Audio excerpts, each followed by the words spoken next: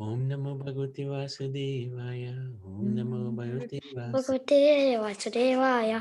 Om Namo Bhagavate Vasudevaya. Hare Krishna, dear devotees. Today, a very auspicious day, Makar Sankranti, and we wanted to just give some of the reasons why it's such an important day.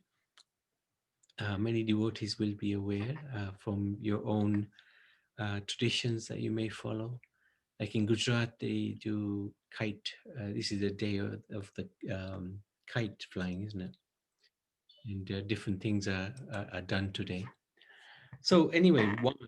So I'd like to seek your blessings and your good wishes so that we can share some things together. So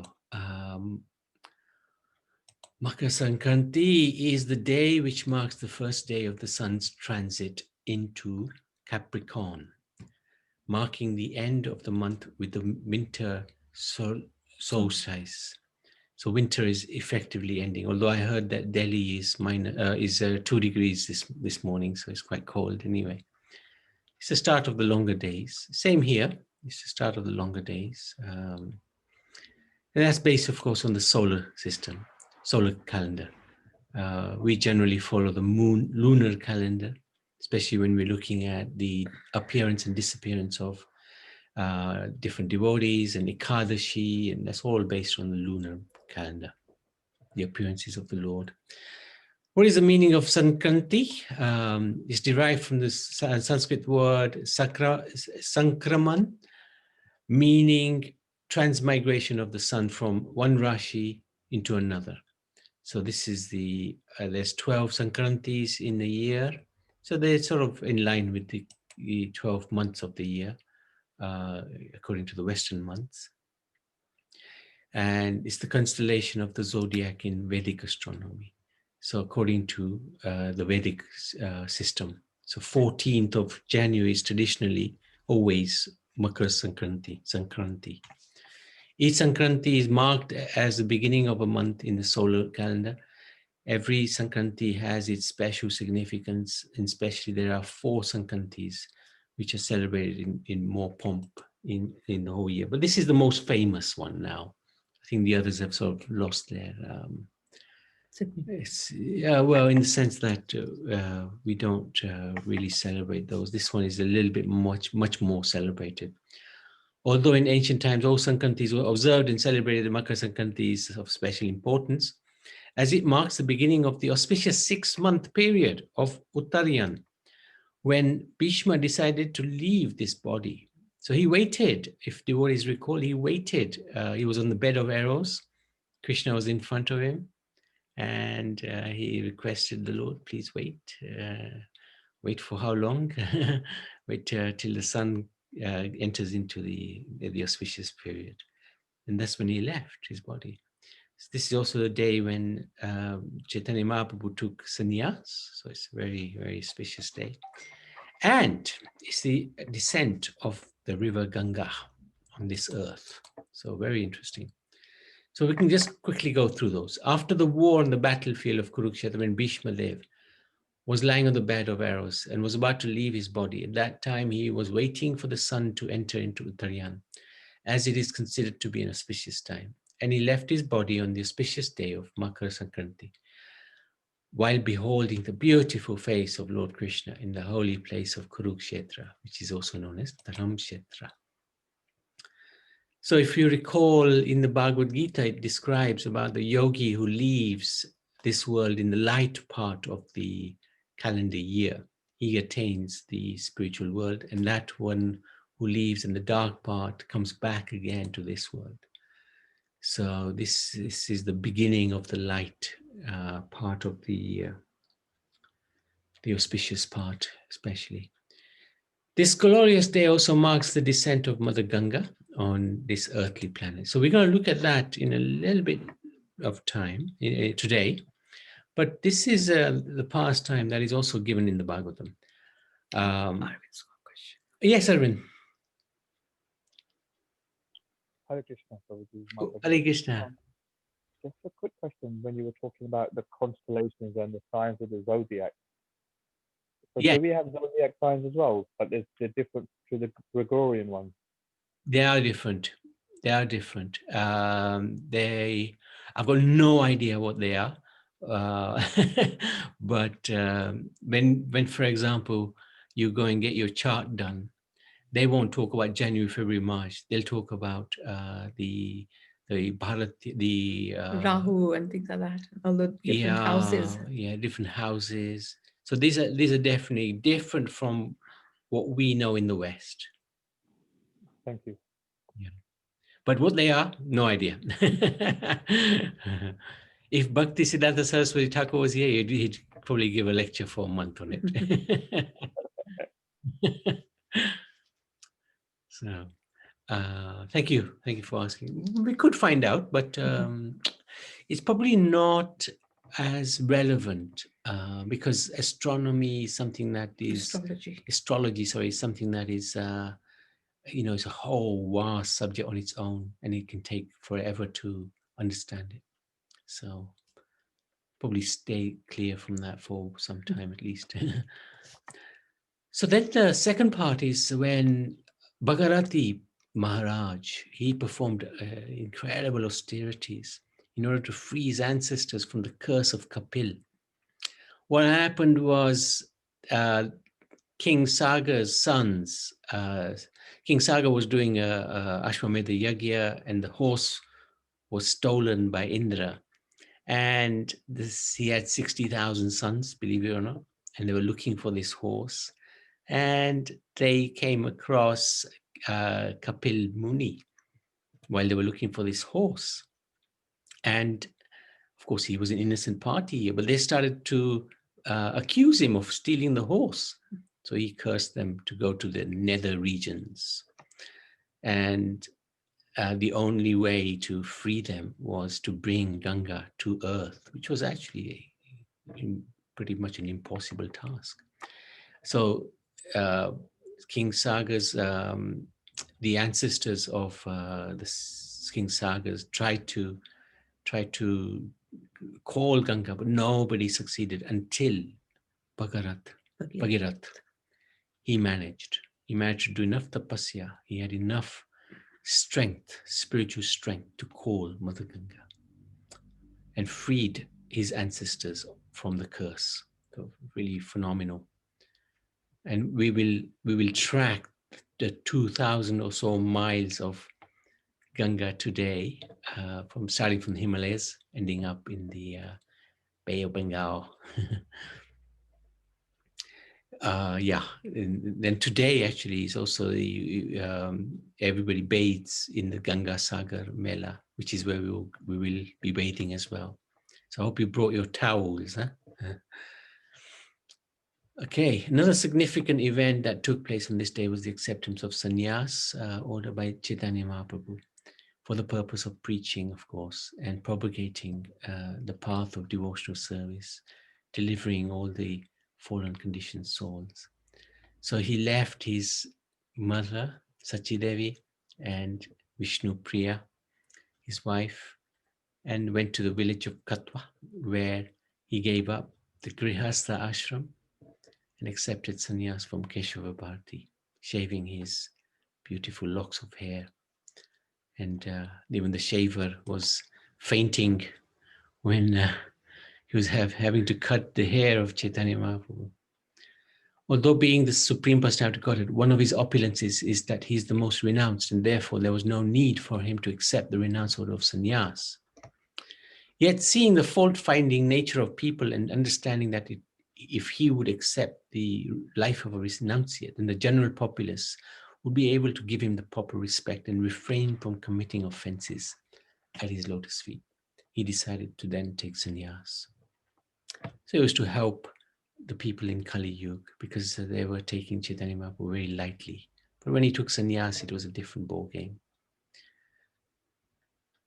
Thereafter, he inundated the entire universe with Krishna Bhakti, and it is due to his causeless mercy alone that we are able to today tread the path of devotion under the guidance and following in the footsteps of his followers, and specifically Srila Prabhupada. So that's Makar Sankranti, and different people, different parts of Bharat, they do different things.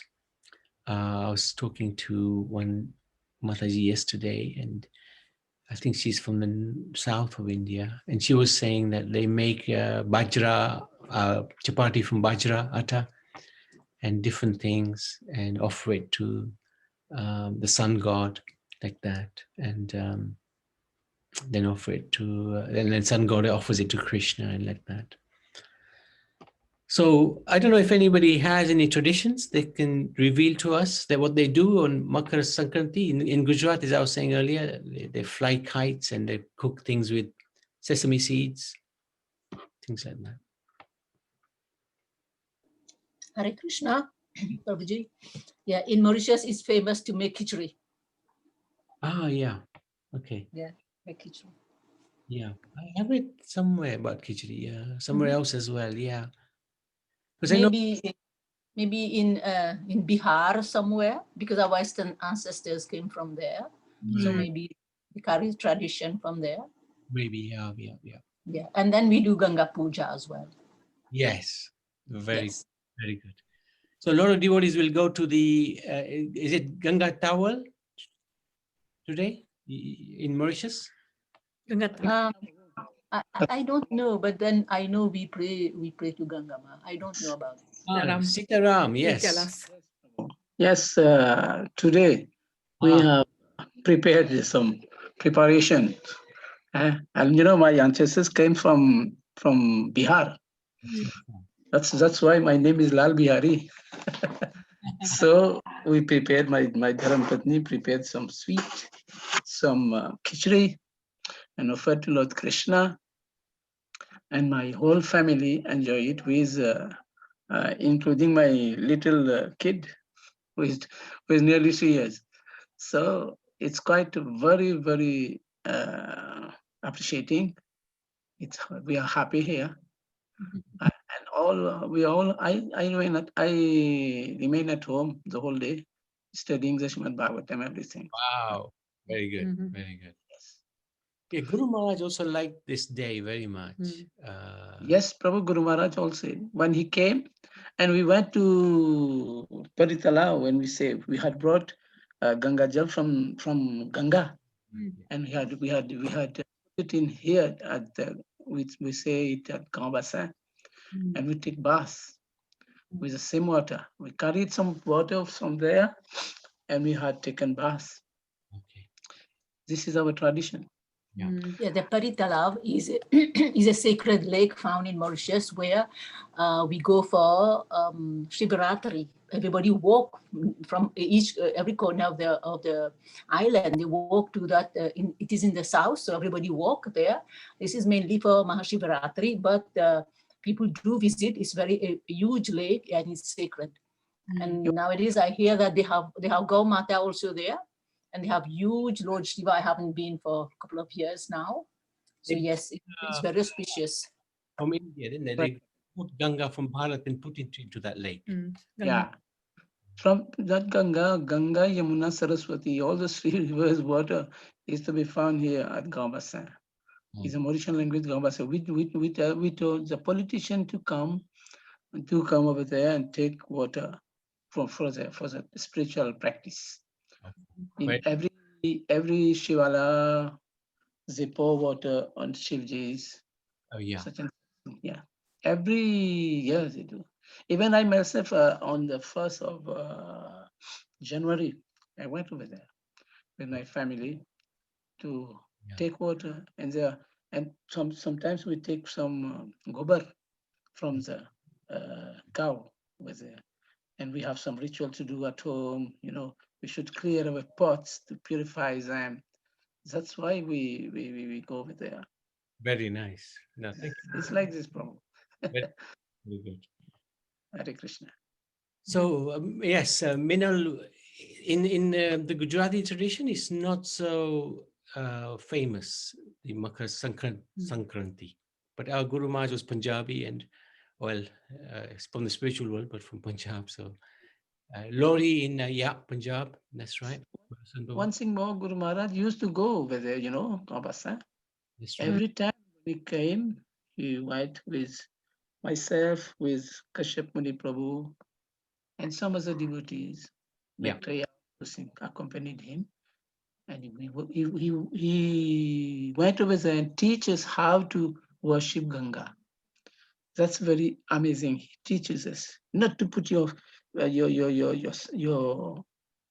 to say your shoes in the water. So be away, keep it away. This is his realization. Yeah. No, that's good. So, Minal, you're asking, wanted to ask how we celebrate at home this evening.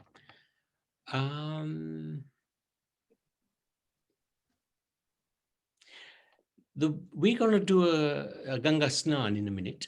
And this is one of the ways in which we celebrate Makar Sankranti. It is bathing in the Ganga. And that's probably the best way to bathe. But if you do Aarti, then you can do Aarti to Lord Krishna and ask for his blessings on this special day. It's an important day for him. He likes this day very much because on this day, one of his devotees called Bhishma looked at his face and he left the world. And Krishna was so pleased with Bhishma for doing that. So it's a very nice day for the Lord as well. He loves this day, especially because of Bhishma. So as Madhusudan said, Lohri is in Punjab, in East India they celebrate it as Bihu. South is Pongal. In deep south is Vilaku, and in Gujarat is Uttarayan. Yeah, Uttarayan. Okay, anybody else like to say anything? Thank you, Prabhuji. Thank you, Minu. So let's go now. By incredible coincidence, Yeah, today we should sing Bhishma Stuti to glorify Bhishma. you know it, right? Anyway, Yes, yes, I know it. okay, let's see if we got enough time. Yes, no worries. Actually, I suppose it's not a coincidence because everything happens by the Lord's mercy. We are actually on the chapter 17, which is the descent of River Ganga. So that's we must be doing something right because we wouldn't be. I mean, there's so many chapters in the Bhagavatam, so many verses, and we're actually on the chapter which talks about the descent of the Ganga. So I feel very, very blessed by doing this. So let's have a look at the 17th chapter, and then we can have our bathing session in the various aspects of various places of Ganga. So rather than reciting this verse, because it's quite a long one, let's do the English. Rianch, would you like to read the English? Project can't see screen. Can't see the screen. Good. Thank you for letting me know. Yes, good boy. Okay, so this is the verse. You can read the English. The 7 great sages, Marichi, Vasishta, Atri, and so on, reside on planets beneath Druvaloka.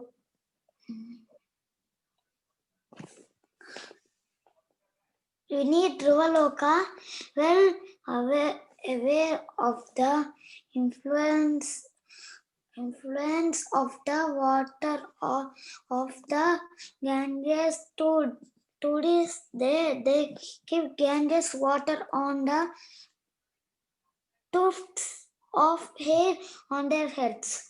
They have concluded that this is the ultimate wealth, the perfection of all austerities, and the best means of prosecuting transcendental life. Having obtained uninterrupted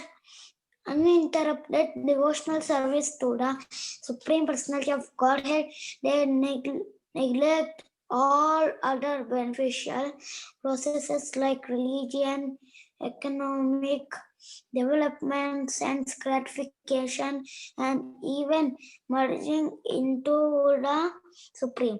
Just as jnanis think that merging into the existence of the Lord is the highest truth, the seven exalted personalities accept devotional service as the perfection of life. Very good. So this was 5th Canto, 17th chapter and 3rd verse. So the chapter is entitled The Descent of River Ganga. So what happened? When Vamandev extended his foot and pierced the covering of the universe, the pure water of the casual ocean entered this universe as the Ganga. So just let me just see if I've got that. Yes, got the picture here. So when Vamandev, he asked for 3 steps of land from Bali Maharaj, and Bali Maharaj said, "Is that all you want?" Because he was a small Brahmin boy. He said, 3 of your steps is going to be nothing. I can give you the heavens. I can give you anything you want. Just take more. And Vamandev said, "No, you shouldn't be too greedy in life." And Bali Maharaj's spiritual master was Sukracharya. Sukracharya is the spiritual master of the demons. So Bali Maharaj was born in a demoniac family, but he was a devotee. So Sukracharya said to Bali Maharaj, "This is Vishnu himself come to trick you. He's going to take everything away from you so you can rescind your promise of giving 3 steps of land because you're being misled here." And Bali Maharaj said, "No, doesn't matter. Even if he is Vishnu and takes everything, it's for my good." So he did not take his promise back. He was extraordinary. So Vamandev with 1 step covered the whole earth. The 2nd step, he pierced, he covered the whole heavens. Everything was covered in the material world, which was owned by Bali Maharaj. And he pierced a hole with his toe, right toe, in the covering of the universe. And a few drops of water came from the casual ocean. These few drops, of course, from the casual ocean is a huge amount for this universe. And then just to finish off the pastime, Vamandev said, "You've broken your promise. Where shall I put my 3rd foot? There's nowhere to put it. So you have cheated me." And Bali Maharaj said, "No, my lord, please place your foot, your 3rd step on my head." And Vamandev became very pleased with Bali Maharaj. And there's a whole story which we've already covered. But it's such a fascinating. Oh, we're coming to it, actually. We're coming to it in which canto? It's 8th canto, I think. After 1,000 millenniums, 1,000 yugas equal to 1 day of Brahma. That's 4.3 billion years. So she stayed up there for 1 day of Brahma. Ganga descended to Dhruv Lok.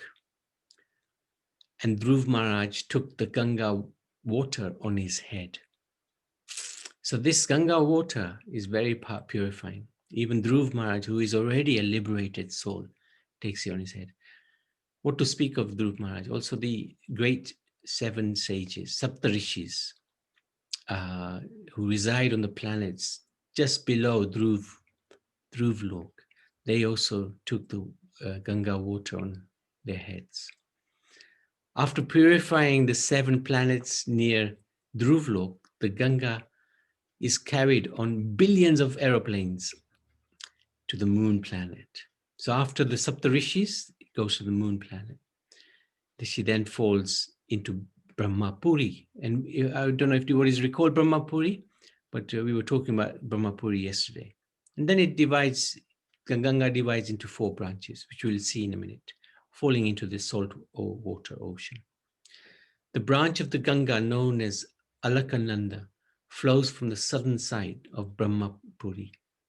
Passing over the tops of mountains in various lands, it falls down with fierce force upon the peaks of the Kesharachala mountains, and then Nishada, and then Hemakuta, and finally Himalaya mountains.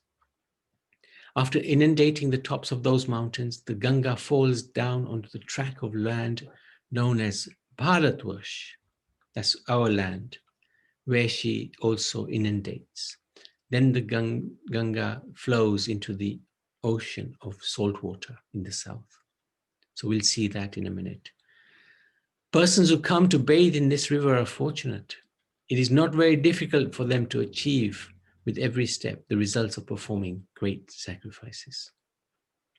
So this is the flow. Comes from the casual ocean, from the spiritual world into the casual ocean, into Dhruv flow, Saptarishi planets, the moon planets, and then comes to Brahma Puri on top of the Mount Sumeru. And then it divides into 4. So there you go. That's the journey again. She comes from the casual ocean, etc., through the moon into Brahma Puri. And then we'll see this is a little bit more illustrative of what we're saying. She divides into 4 on top of Brahma Puri. Among the 9 Varshas, Bharatvarsh is understood to be the field of fruitive activities. Fruitive activities basically mean we do good things and we do bad things. Karma. Karma kicks in. The other Varshas are filled with pious beings, like we were discussing yesterday, who enjoy heavenly pleasures. After returning from the heavenly planets, they enjoy the remaining results of their pious activities in these 3 earthly Varshas. So this was what we said yesterday, that from the heavens they come into these 8 Varshas, apart from Bharatvarsh, because Bharatvarsh is not heavenly. These 8 are. So they finish off their remaining good active karma, and they come into they come to these 8 Varshas. So there are 3 types of heavenly planets: the celestial Divya of Swarg, where they go for enjoyment. That's Indra's planets, Swarglok. And then there's the earthly heavenly planets, the 8 Varshas. That's called the Bhoma Swarg. And then there's the subterranean, below earth, Bila Sarga. So there also partly the demons occupy, but actually there's places where there's really heavenly places there. People live in Bhoma Swarg for 10,000 years.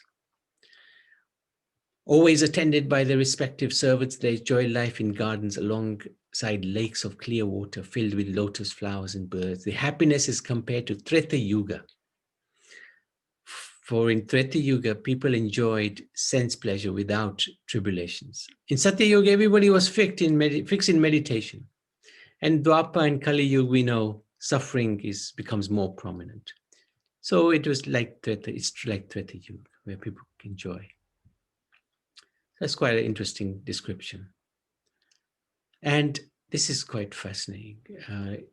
In Ilavrat Varsh, so one of the 8 Varshas, the only male person is Lord Shiva. And if any other male dares to enter, he is immediately transformed into a female. Lord Shiva is encircled by 10 billion maidservants of Goddess Durga, who minister to him. Lord Shiva always worships Shankarshan. So Sankarshan is one of the quadruple expansions of Lord Balaram, the cause of his existence. Although the Lord in his incarnation as Shesh holds all the universes on his hoods, each universe feels no heavier than a mustard seed to him. So this is the conclusion of this chapter. This is Shesh. He's holding up this entire universe. And to him, not just this universe, all of the universes, to him, this is like a mustard seed, no heavier than a mustard seed. So are there any questions on this chapter? Otherwise, we can take a trip down the take a trip down the Ganga. Anybody like to ask anything or say anything? Any realizations you'd like to share? Haribol, Hare Krishna, Navi. Yeah. Hare Krishna to everyone. Yeah, just a quick one. When the Ganga comes down from Dhruva to the Saptarishis, the planets of Saptarishi, then the billions of these airplanes. When I was reading this part, I was kind of trying to picture these in my head, and I drew actually an outline of it, and trying to work out where it goes, and then on top of the Mount Sumeru, and then it goes into different branches in the north side and all that, and then it comes eventually to Bharatvarsh as well. And so when the demigods take these waters from the 7 planets, do they take it to their planets, and then finally it inundates, it comes down to Chandralok?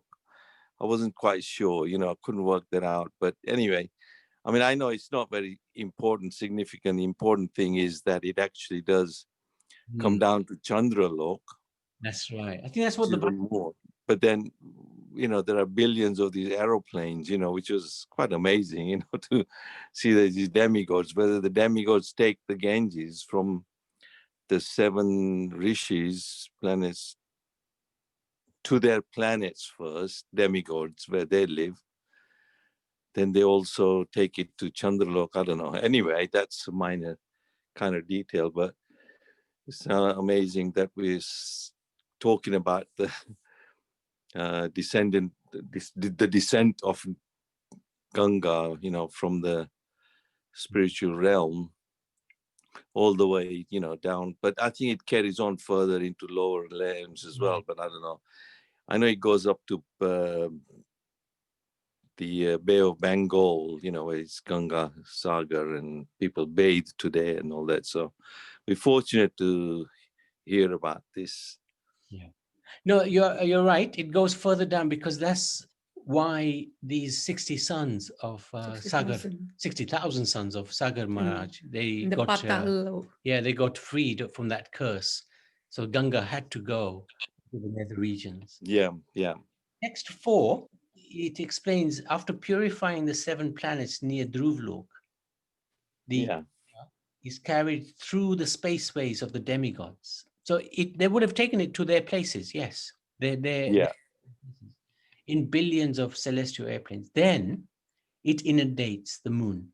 So before it gets to the moon, the demigods would have definitely. So they must take it to their planets, Definitely. Where they live, yeah.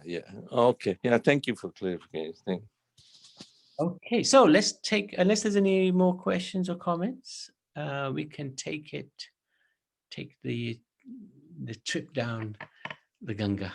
So this is the Himalayas. It's the source of the Ganga is Gomukh. I don't know if anybody's been there. Even above Gomukh, there is, what is it called? Saptarishi? No. Tapovan. So Tapovan is where the glaciers are there. Gomukh, there are some glaciers there. Of course, you can't go too close to the glaciers because global warming and all that. And the glaciers are sort of becoming smaller and smaller. But this is where the Ganga came through, Gomukh. And we had the great fortune to be there about 11 years ago, nearly 11 years. And this is the glacier. And we weren't this close to the glacier. We were probably about, on the other side of Bangalore. Yeah, probably about 400. 400 meters, half a kilometer away from here. So, but we bathed here in Gomukh, and we can do the same. We can, before we bathe, we can say the mantra, or we can say a mantra of purification. So everybody can do this. You're welcome to unmute and do it if you want to, but you can hold Ganga Jal in your hand. Just take a palmful and you can recite this mantra. So we can, I'll say one word at a time and you're welcome to repeat. Om. Om. Apa Apavitra. Om Pavitra. Apavitra, apavitra, om apavitra, apavitra. No, om apavitra, Pavitra. pavitra, Pavitra. agasam, Sarvasa. gato, Yato piva. ya, Ya. smare,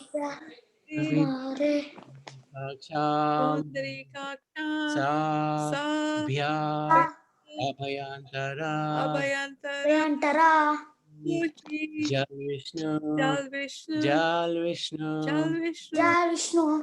Jal Vishnu. And you Jai Vishnu. Then you offer it back to to the Ganga, Ganga. back to Ganga, because what else can you offer to Ganga except her own water?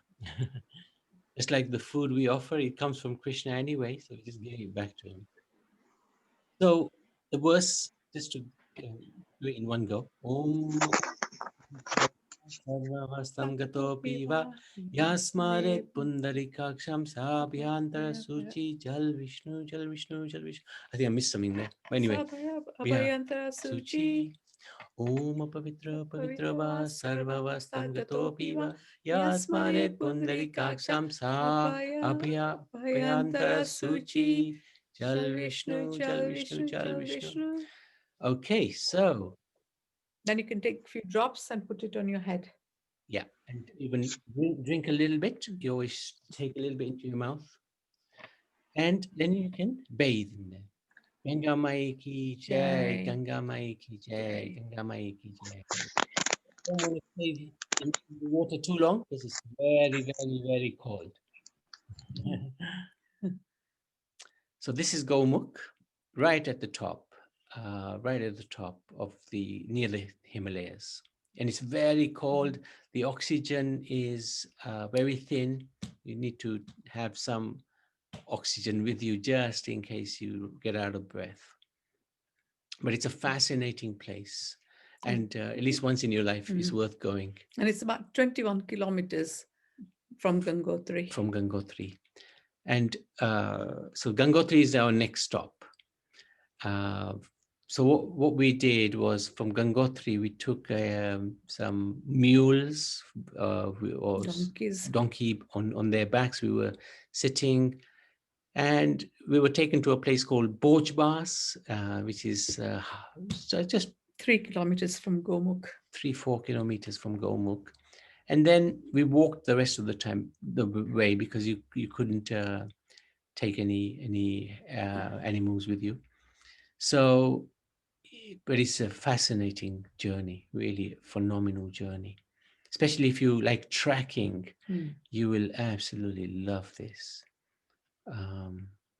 So then we come down to Gangotri. Gangotri is very fast-moving Ganga, extremely fast-moving Ganga. Please explain the meaning of meaning. Om Pavitra Pavitra. Oh, of the verse? Yes. So the verse means basically whether you are purified or clean or not clean, but internally or outside, but the holy names of the Lord will cleanse you inside and outside. Is that okay, Govinda Prabhu? Do you know? Yes, Prabhu. Okay. Yes, Prabhu. Thank you very much. I will. Now Gangotri is fantastic. It's very fast moving. They do Aarti every morning, evening here. This is the place where they do the Aarti. And it's so fast moving, you have to hold on to various railings that they have. Chains, yeah.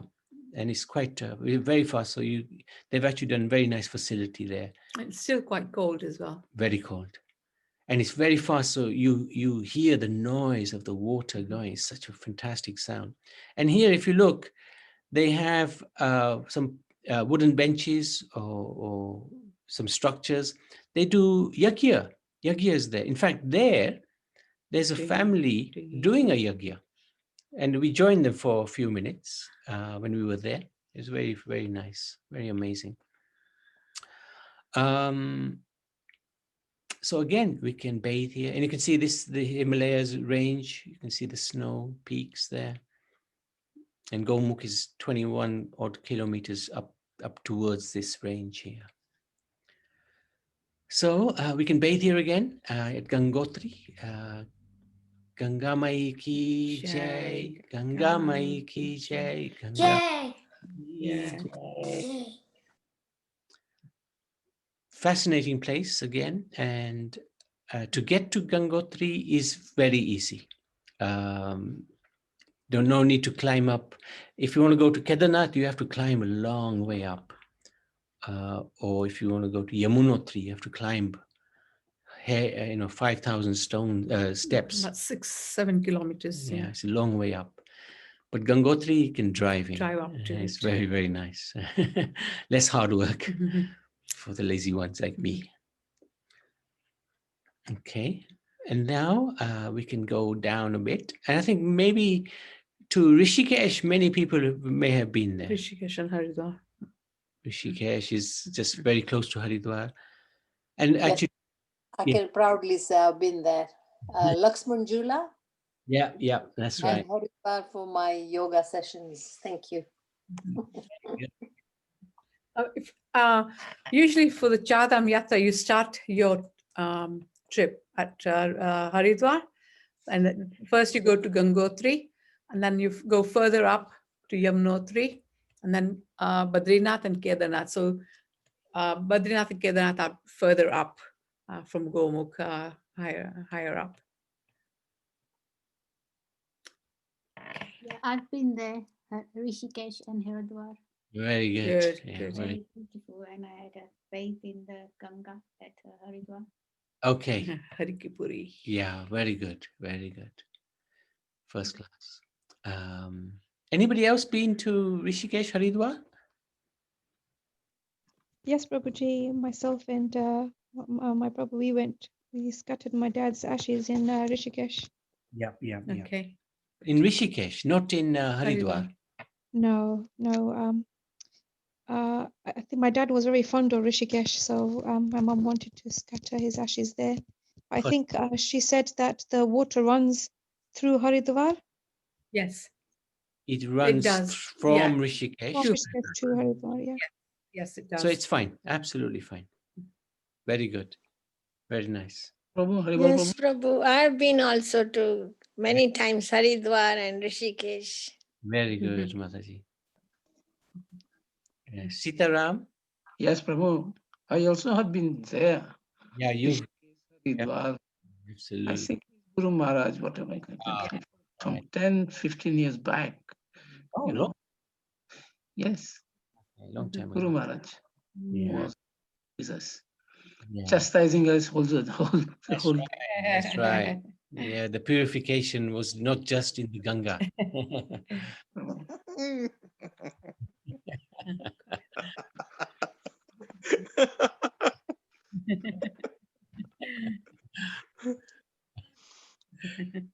Haribol, now Gurmat used, did Gurmat used to say, Gurmat used to say to Prabhu Sitaram, the chirping bird.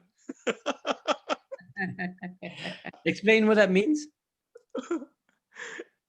Prabhu Sitaram used to talk a lot, chirping like a bird, always. So Gurmat named him Chirping Bird. Purification, Prabhu. Whatever Guru Maharaj. Very good. They agree, Prabhu. Very good. Yes, Madhusandav?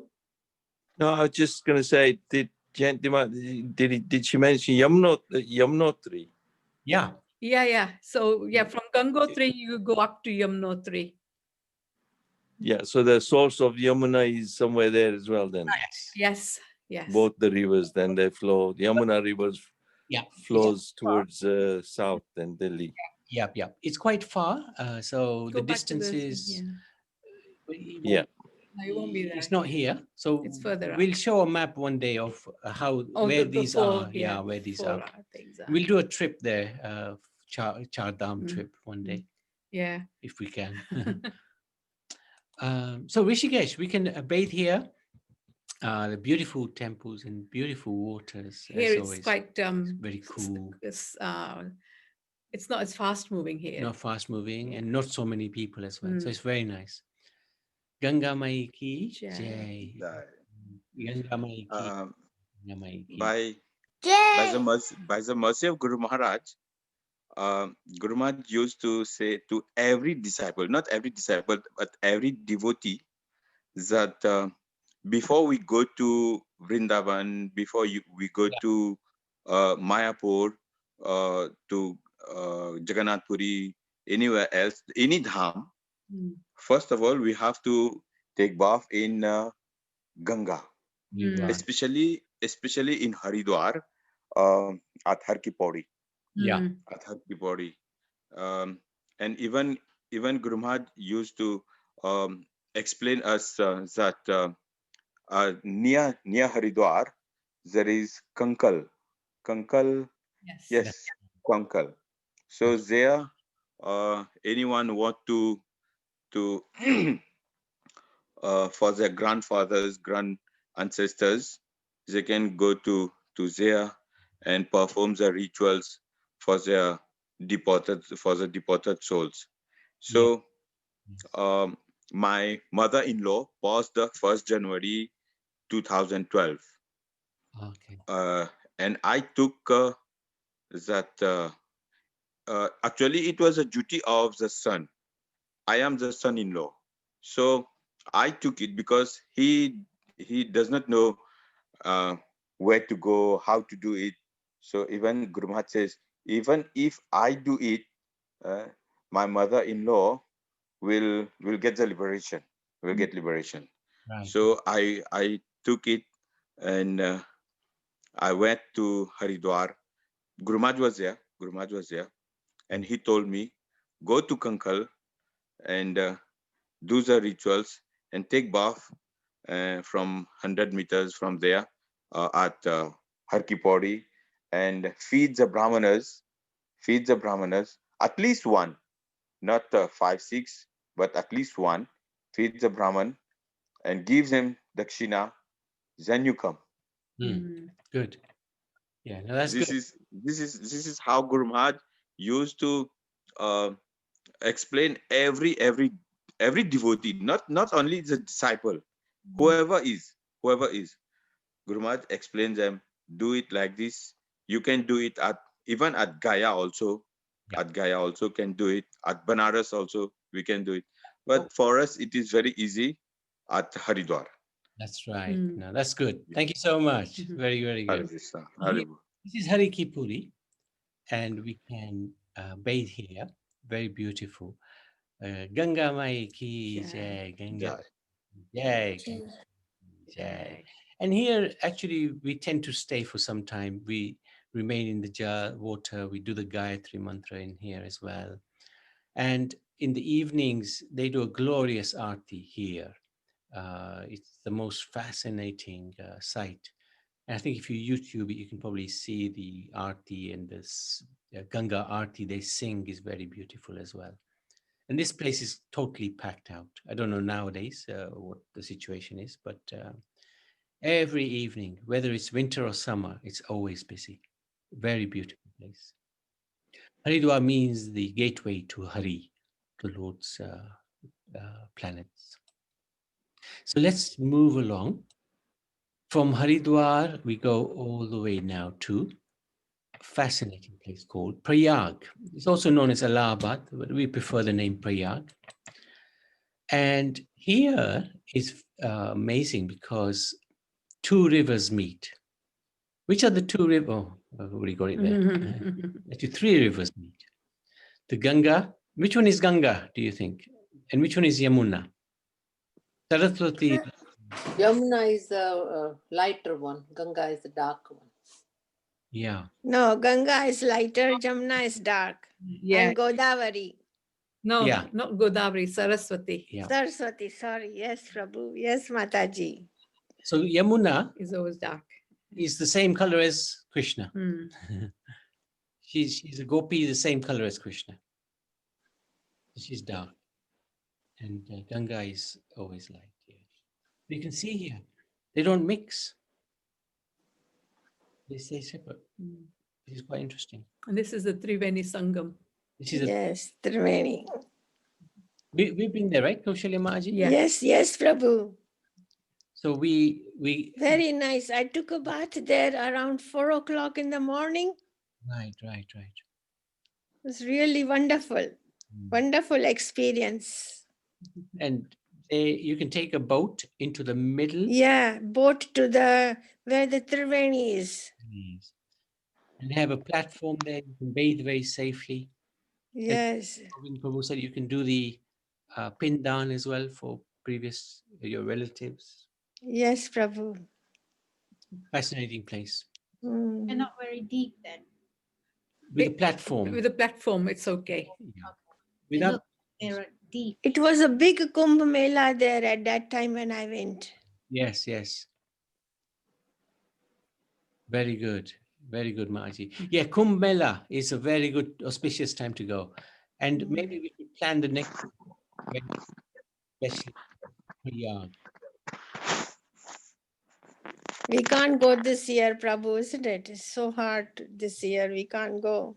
There is Kumbh Mela in Haridwar going on. Is it Haridwar this year? Yeah, Haridwar, 12th-year Kumbh Mela. Oh, okay. Very big one. Very big one, Yeah. So, Riyansh, you want to say something?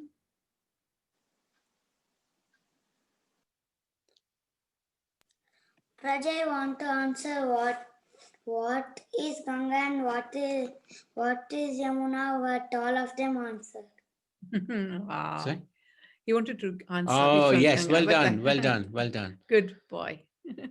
Varanasi is next stop. Banaras. Fantastic place. This is the most colorful, most incredible place. And there's many bathing ghats.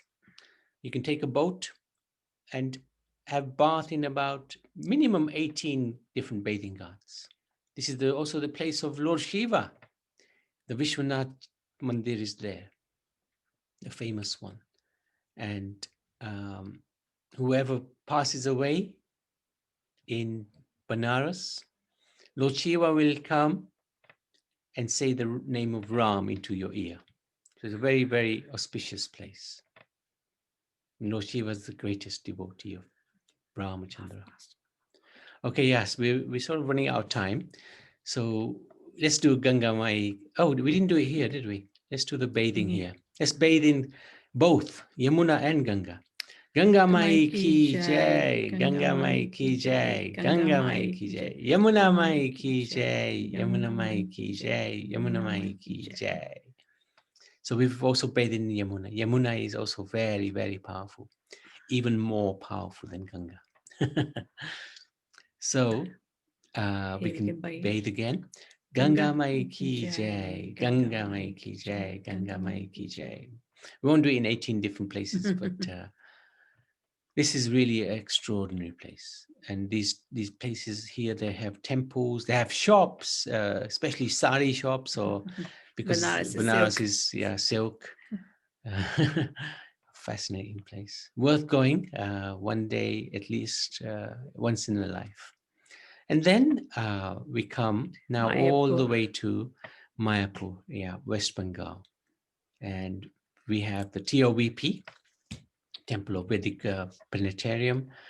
And just by the side is Ganga. And this is the Prabhupada Samadhi. And very beautifully done this is. So Ganga Mai ki jai, Ganga Mai ki jai, Ganga Mai ki jai. And this is more special because Chaitanya Mahaprabhu had a lot of wonderful leelas that he performed in this place. So, and this is going to be one of the biggest temples in the world. Only bigger is St. Petersburg in Russia. And then the final journey is all the way to Ganga Sagar, which is where the bathing takes place today. It meets the Bay of Bengal, and then it goes into the Netherlands. So this is the Ganga Sagar Mela. And probably not so busy today, but this is where the bathing would take place today. So again, we can bathe here. Ganga Mai Ki Jai, Ganga Mai Ki Jai, Ganga Mai Ki Jai. So that is the trip down Ganga. It's roughly about 2,000 miles or kilometers. I can't remember how long it is, but it's a really phenomenal journey. Yeah. And one day we want to track down this if it's possible. Anyway, we'll see. That's the desire. Whether Krishna fulfills it, that's up to him. So we can go to the lessons, unless there's any questions or any comments. We can go to the lessons. Induleka Maji?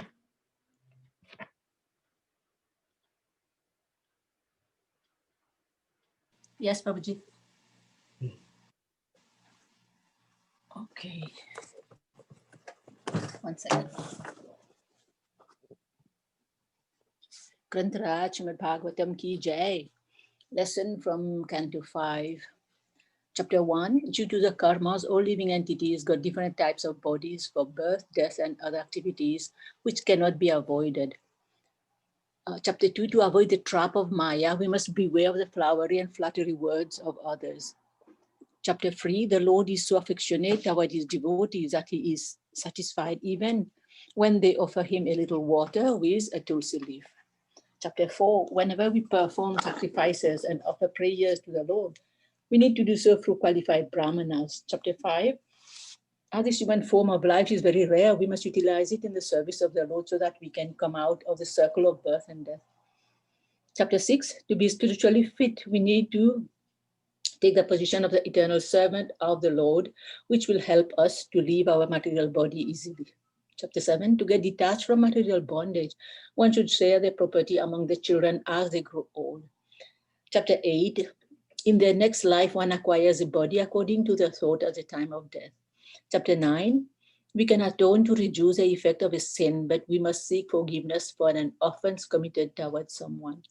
Chapter 10. An elevated soul always shows compassion toward all living entities, thus trying to elevate others also. Chapter 11. It is very difficult to control the mind, but if one manages to do so, the mind becomes a best friend, otherwise it is a worse enemy. Chapter 12. We should never judge a person by their appearance because elevated souls do not like to exhibit their saintly qualities.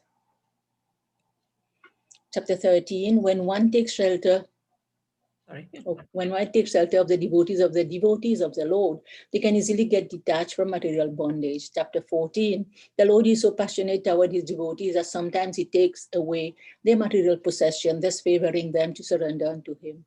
In chapter 15, a householder should observe the rules and regulation of household life and perform sacrifices so that he can become a good devotee of the Lord. Hare Krishna. Thank you. Thank you so much. Go down. Yeah. Madhusan Prabhu, 3 chapters because yesterday we missed out a couple of them. Haribol, Hare Krishna. Yeah, we missed out yesterday, didn't we? So, yeah. Okay, chapter 15. The descendants of Priyavrat are important and are covered in this chapter because, according to Srimad Bhagavatam 5.139, there are many famous verses regarding Maharaj Priyavrata's activities. No one but the Supreme Personality of Godhead could do what Maharaj Priyavrat has done. Maharaj Priyavrat dissipated the darkness of night, and with the rims of the great chariot, he excavated 7 oceans.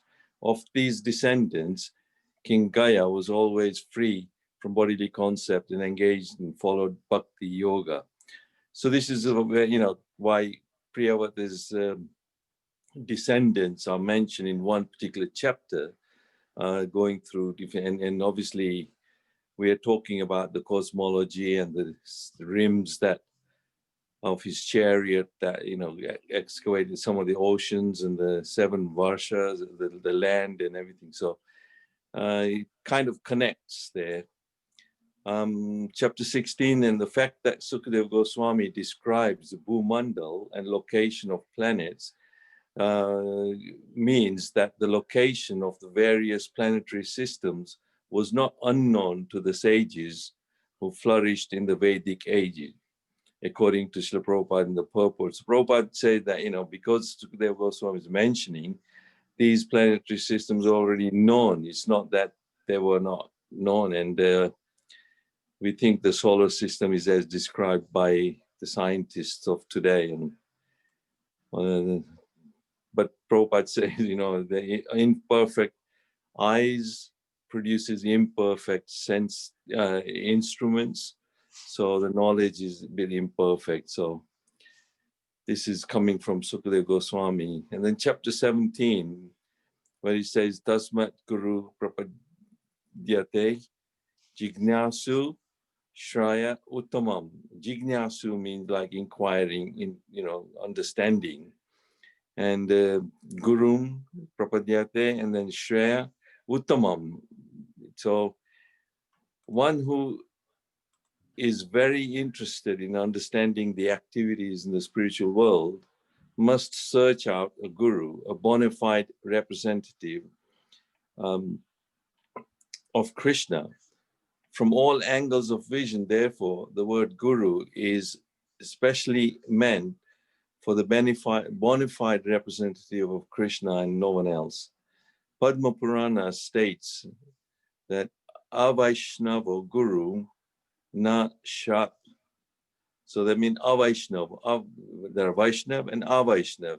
So Vaishnav Guru is the one who is surrendered to Supreme Personality Godhead, representing Krishna. And to take on some other guru, that's what Padma Purana is warning or instructing. That Vaishnava, one who is not a Vaishnav or who is not a representative of Krishna cannot be a guru. Vaishnava Swa Pacha Guru.